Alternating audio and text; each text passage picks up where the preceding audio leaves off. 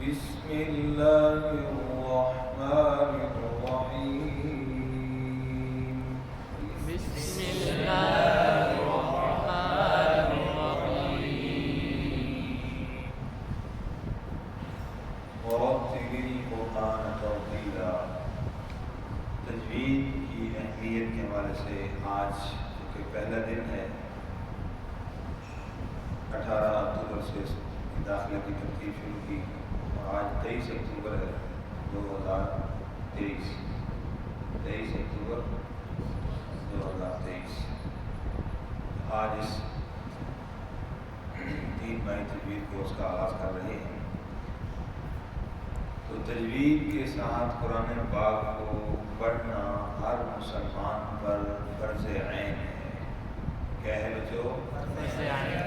اور قرآن پاک کو خوبصورت کرنا پیارے نبی آخری نبی صلی اللہ علیہ وآلہ وسلم کی سنت ہے. کیا ہے بھائی؟ خوبصورت پڑھنا سنت. اب یہاں پر ایک سوال آئے گا کہ قرآن کو تجوید کے ساتھ پڑھنا کیا ہے بھائی؟ فرض عین ہے. کیا ہے بھائی؟ اب یہ کہیں گے جی میں نے تجوید ہی نہیں پڑھی، مجھ پر کیسے فرض ہوگا؟ تو لہذا اب یہ جملہ یاد رکھنا ہے کہ قرآن پاک کو صحیح پڑھنا ہر مسلمان مرد عورت پر کیا ہے؟ فرض عین ہے. تجوید پڑھی ہو چاہے تجوید نہ پڑھی ہو، اب بات مکمل ہوگی، فرض ہے. پھر دوسرا جب درجہ قرآن کو خوبصورت پڑھنا، یہ کیا ہے بھائی؟ ہمارے نبی صلی اللہ علیہ وآلہ وسلم کی سنت ہے. ٹھیک ہے. تو اب قرآن کو جو صحیح پڑھنا فرض عین ہے. جیسے نماز کے حوالے سے بھی دیکھا جائے تو اتنی تجوید بھی سیکھنا فرض ہے، لیکن کئی دوست یوں غلط فہمی کا شکار ہو جاتے ہیں. وہ سمجھتے ہیں کہ قرآن جو صحیح کرنا فرض ہے نا، بس وہ فرض نماز کو فرض درجے کی نماز کو صحیح کرنے کے لیے شاید فرض ہے. لہذا اگر کسی نے 10 صورتیں صحیح تجوید کے ساتھ صحیح کر لی بس اس کا فرض پورا ہو جائے گا. اور کئی دوست یہ کہتے ہیں جی بس میری اتنی صورتیں تو ٹھیک ہے، جب میں نماز میں پڑھانی ہوتی ہے پڑھنی ہوتی ہے. تو اس کی یہ جو اشکال ہے، یہ جو غلط فہمی ہے، اس کا جواب حضرت قاری رحیم صاحب پانی رحمۃ اللہ علیہ کی کتاب جزری کی شرح العطایا وہابیہ، اس میں حضرت نے لکھا کہ قرآن کو صحیح پڑھنا یہ نماز کا فرض نہیں ہے، بلکہ قرآن کو صحیح پڑھنا یعنی تجوید کے ساتھ پڑھنا مستقلاً تلاوت کا فرض ہے. کس کا فرض ہے بھائی؟ ہر وقت جب بھی قرآن کی تلاوت کریں گے تو اس کو صحیح پڑھنا آپ کے اوپر فرض ہے. یہ نہیں کہ صرف نماز کے لیے چند صورتیں صحیح کریں گے. تو بہرحال یہ جو غلط فہمیاں ہیں ان سے ہم نے اپنے آپ کو نکالنا ہے اور اپنی غلطیوں کی اصلاح کرنا ہے. اور غلطی کسے کہتے ہیں؟ اب حافظ ہوتے ہیں اکثر دوست، تو وہ جب رک جاتے ہیں جہاں پر بھول جاتے ہیں اس کو غلطی سمجھتے ہیں، حالانکہ وہ بھول ہے. غلطی کسے کہتے ہیں؟